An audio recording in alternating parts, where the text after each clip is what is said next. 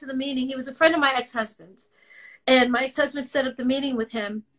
And we were at, let's see, we were at, there's a restaurant in Hollywood on Robertson. And the Ivy. It's called the Ivy in Hollywood. And everybody and their mama, you would see Cher. You're going to see Donald Trump one time I saw. I mean, you see like the biggest stars go there. It's the who's who. And when you come out of the restaurant, there's always paparazzi. I don't know who they're waiting for. Most times, everybody else but me. I'm like, hey, guys. Hi, I'm here too. Hey. They're not looking at me at all. But, you know, you're going to see everybody there. So Chris Stokes was like, wow. No, so sorry. Let me digress that. We were at the Spirit Awards, me and my ex-husband, and I was giving away a couple of awards that day, and they gave awards to everyone. Doctors that do, you know, a lot of what do you call it? Philanthropy work. They do free work for people and do surgeries for free and stuff like that. And they give nurses awards. Like, it's not just celebrities, and I love those awards for that reason. So while we were there, we saw Chris Stokes. He was like, "What is your wife doing now?" My ex-husband was like, "Oh, nothing really. We're trying to get a deal for her. He's like, "Let's talk." So we went to the Ivy. Now, after that, he was like, "I will give you guys whatever you want as En Vogue." So I called the girls and I said, "Let's get together and let's have a meeting."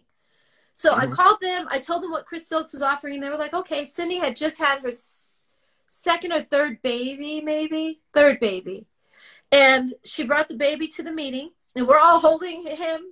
I'm sorry, a daughter. She had a second daughter. So she had a boy, two girls in the middle, and then another boy. So she had four kids. But this was her third baby. So we're holding her daughter in the meeting.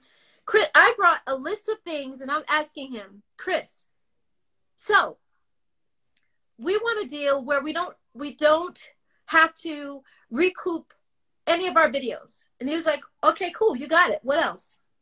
And I'm looking at my list like, we want a deal where we don't have to recoup our advance. He said, "Okay, cool. What else?"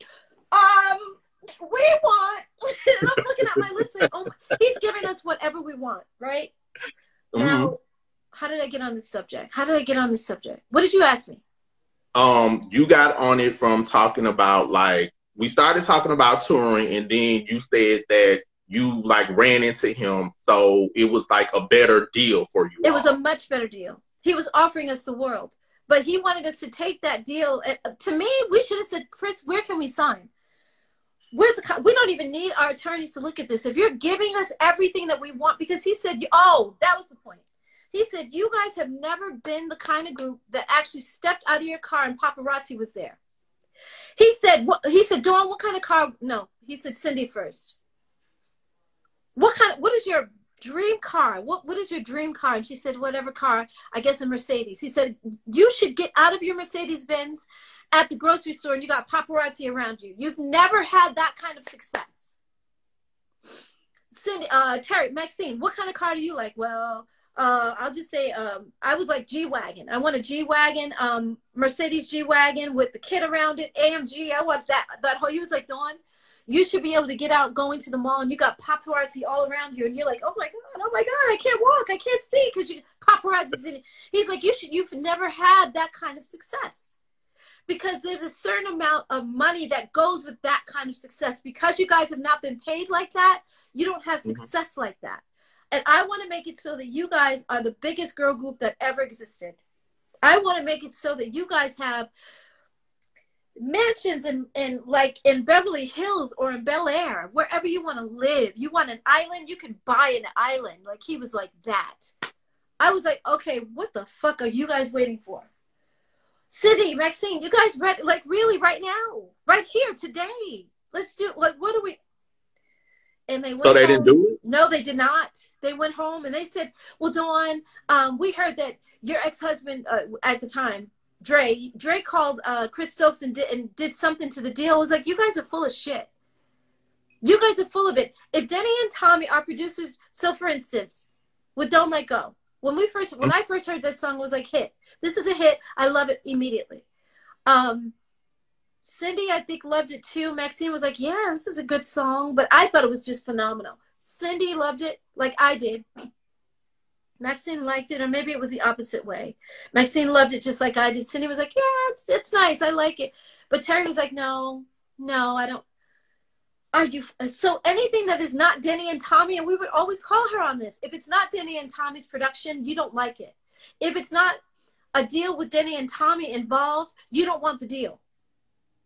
She would slow play every single thing that we would have, and I'm just like, you got to be kidding me. So I don't understand the loyalty.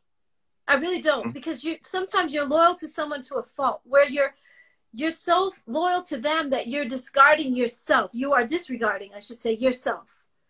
You're not making sure that you're also taken care of in the process. I love Denny and Tommy. I think they're amazing. They gave us a chance. They put us on. They gave us the chance to be En Vogue. But we also, I was just watching Jealousy and Club Nouveau. Jealousy, Lean on Me, and I'm looking at Denny and Tommy like, you guys didn't even know at that time that you were going to have a group as big as En Vogue. And yet when we made you a household name, because nobody knows you from these videos, they just know Club Nouveau, but they knew the girl, I forgot her name, it escapes me right now, and then they knew Samuel, who was singing lead on most of it. So nobody really knew Denny and Tommy, and here we are, the biggest girl group in the world. We're putting you guys on. We're giving you a name. A household name. Denzel Foster, Thomas McElroy was said over and over and over every single time we sit down for an interview. And yet you guys can't have our backs and make sure that at this point, you know, after our first album is successful, you know that we're supposed to tear up our old contract. Right. So nobody's giving us advice. Nobody's advising us on anything. And I